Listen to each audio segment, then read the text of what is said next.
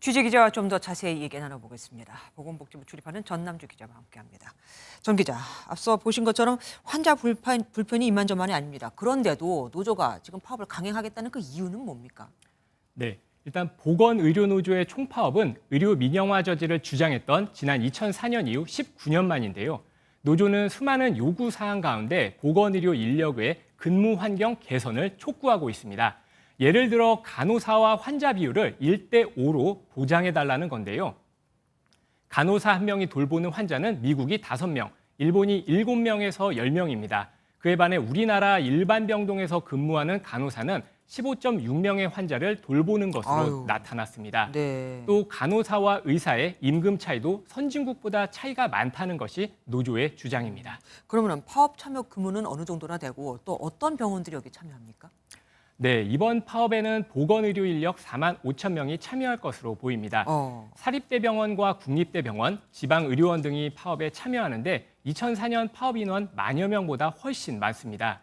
이른바 빅5로 불리는 서울의 대형 병원은 빠졌지만 고대 안암병원과 이대 목동병원 등 주요 상급 종합병원 가운데 상당수는 파업에 참여합니다. 네. 또 의료 직종인 간호사, 약사, 그리고 행정직인 영양사, 조리사 등 사실상 의사를 제외한 모든 직종이 파업에 참여할 예정이어서 혼란은 불가피해 보입니다.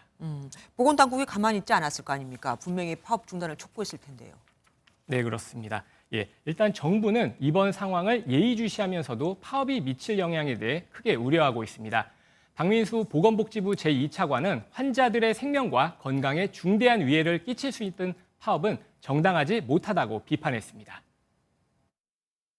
환자들을 외면하고 의료 현장에서 이탈하는 파업은 정당하지 못합니다.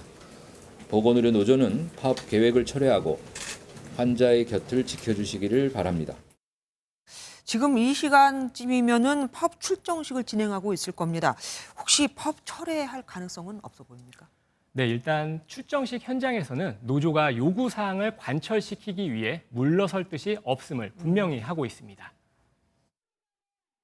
현장의 고질적인 인력 문제를 올해는 반드시 해결하기 위해서 이렇게 선별 총파업에 돌입하고자 합니다. 지난 2021년에는 총파업 몇 시간을 앞두고 노정 합의가 극적으로 타결돼 실제 의료 현장의 혼란으로 이어지지는 않았습니다. 이번 총파업은 노조와 정부의 입장차가 여전해 막판 극적 타결 가능성은 낮아 보입니다. 네, 기적을 바랄 수밖에 없겠네요. 지금까지 전남주 기자와 함께했습니다. 안녕하세요. 김주하입니다. 공정하고 신속한 MBN 뉴스, 유튜브를 통해서도 만나보실 수 있습니다.